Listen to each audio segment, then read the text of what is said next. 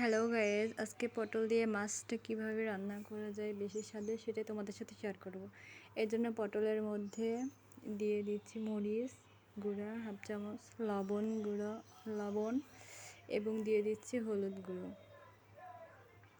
এগুলো আমরা ভালো করে ঝাঁকায় নিব যাতে সবগুলো মশলাগুলো ভালোভাবে পটলের মধ্যে যায়।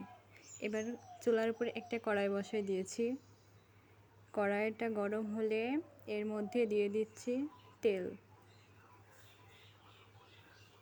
তেলটা সুন্দর করে গরম করে নিতে হবে।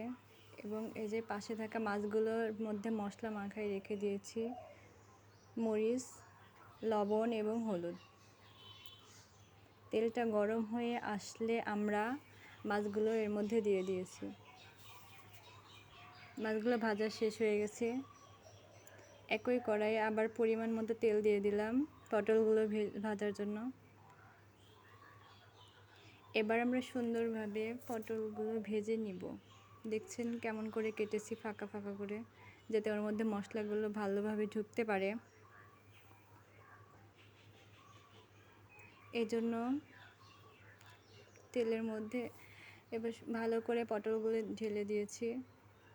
এবার পটলগুলো ব্রাউন করে এপিট ওপিট দুপিটি ভেজে নিতে হবে।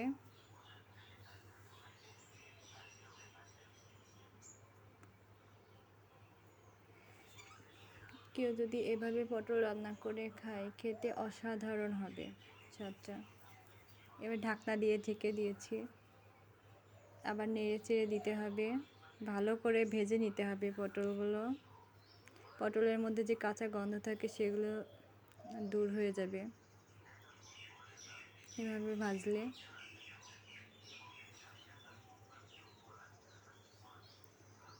উল্টায় পাল্টায় ভেজে নিতে হবে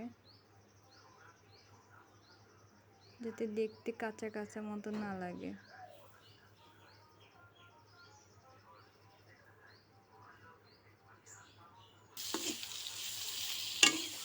যেটা আমি খড়ি দিয়ে রান্না করি মাটির চুলায়। নাড়াচাড়া করে নিতে হবে। এখানে কিছু পটলগুলো ভালো করে ভাজা হয়ে গেছে। এবং আমরা পাশে থেকে মরিচ কুচি, রসুন এবং পেঁয়াজ, আদা বাটা, জিরা বাটা সব একসাথে বেটে নিয়েছি। এর মধ্যে দিয়ে দিচ্ছি সস গুঁড়ো হাফ চামচ, হলুদ গুঁড়ো হাফ চামচের বেশি এবং লবণ।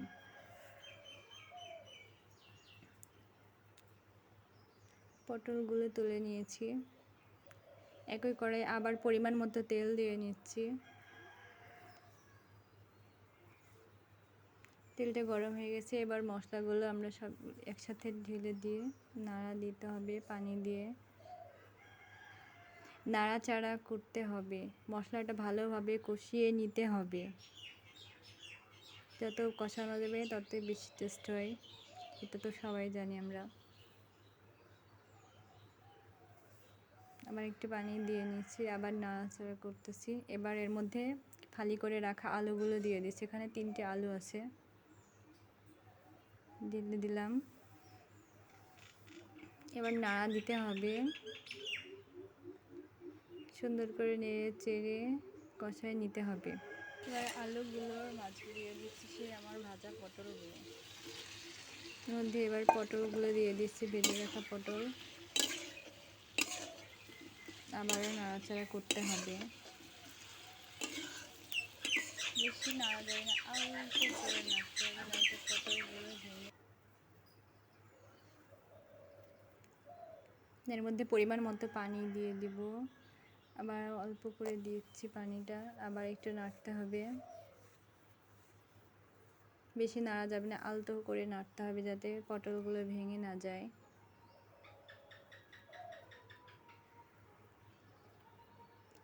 এবার সিদ্ধ হওয়ার জন্য পানি দিয়ে দিতে হবে।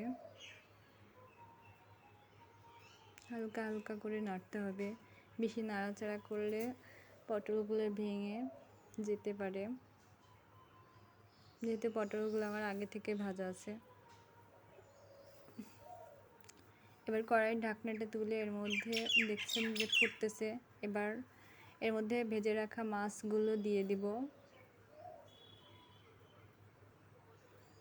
মাছগুলো ভালো করে ঢেলে দিচ্ছি, এবার একটু নাড়া দিব।